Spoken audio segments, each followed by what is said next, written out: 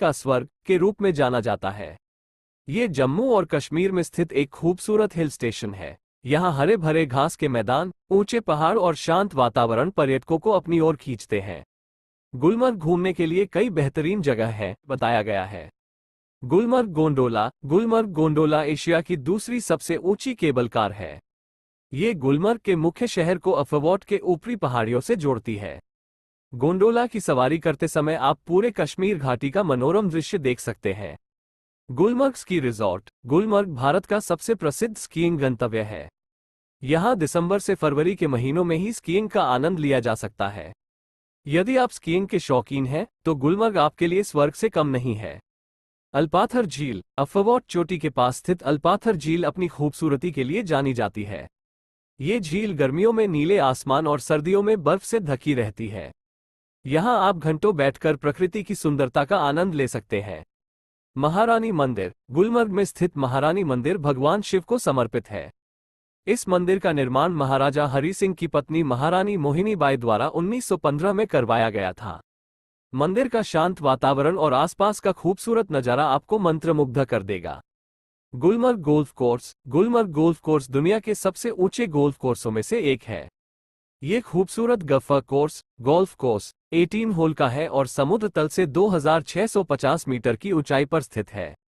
यदि आप गोल्फ के खेल के शौकीन हैं, तो गुलमर्ग गोल्फ कोर्स में खेल का आनंद जरूर लें। गुलमर्ग घूमने का सबसे अच्छा समय नवंबर से फरवरी सर्दियों के महीने और अप्रैल से जून गर्मियों के शुरुआती महीने के बीच का होता है। आप अपनी पसंद के अनुसार मौसम चुन सकते हैं। सर्दियां नवंबर से फरवरी। फायदे। इस दौरान आप बर्फबारी का लुत्फ उठा सकते हैं। साथ ही स्कीइंग जैसी एडवेंचर एक्टिविटीज का भी मजा ले सकते हैं। नुकसान। कड़ाके की ठंड पड़ती है। हो सकता है कुछ रास्ते बंद हो जाएं। गर्मियां अप्रैल से जून। फायदे। मौसम सुहाना होता है। घूमने फिरने में मजा आता है। नुकसान। ज्यादा भीड़ हो सकती है। होटल और ट्रांसपोर्टेशन महंगे हो सकते हैं। मानसून जुलाई से सितंबर। गुलमर्ग में मानसून के दौरान ज्यादा बारिश नहीं होती है, लेकिन अगर आप बर्फबारी या साफ सुथरे मौसम का मजा लेना चाहते हैं, तो ये समय ठीक नहीं है। गुलमर्ग घूमने का कैसे पहुंचे और कितना खर्चा होगा, यह इस बात पर निर्भर करता है कि आप कहां से यात्रा कर रहे हैं और आप किस प्रकार की यात्रा करना चाहते हैं। कश्मीर कैसे पहुंचे। गुलमर्ग जाने के लिए आपको सबसे पहले कश्मीर पहुंचना होगा। कश्मीर पहुंचने के लिए 3 मुख्य रास्ते हैं। हवाई जहाज। श्रीनगर में शेख उल इस्लाम अंतर्राष्ट्रीय हवाई अड्डा SXR है, जो गुलमर्ग का निकटतम हवाई अड्डा है। भारत के कई प्रमुख शहरों से श्रीनगर के लिए सीधी उड़ानें हैं।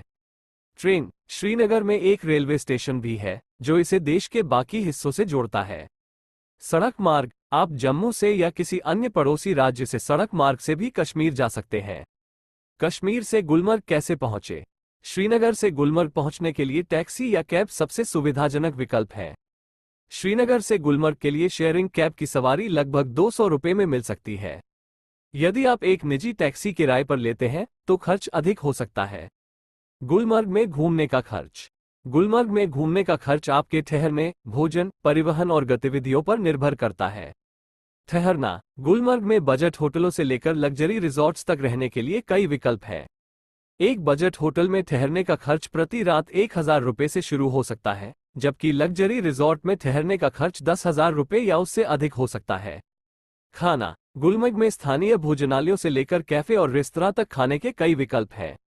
स्थानीय भोजनालयों में भोजन करना सस्ती है, जबकि कैफे और रेस्तरां में भोजन करना अधिक महंगा हो सकता है।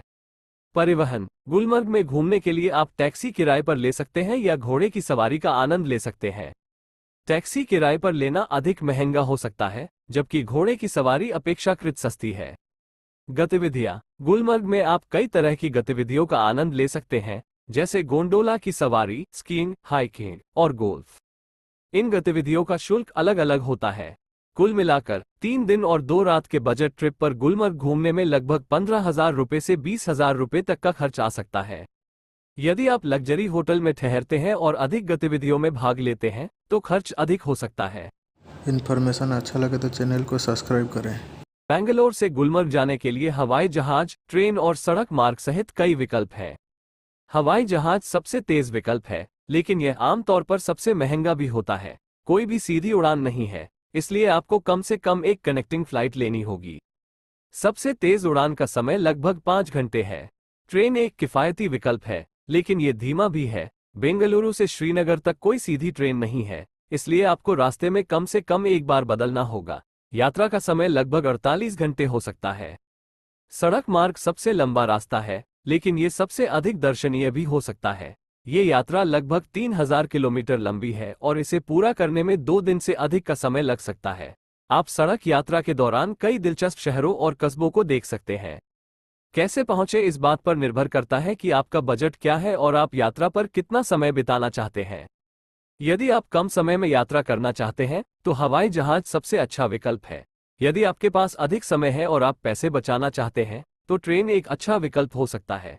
यदि आप सड़क यात्रा का आनंद लेते हैं, तो सड़क मार्ग एक शानदार विकल्प हो सकता है।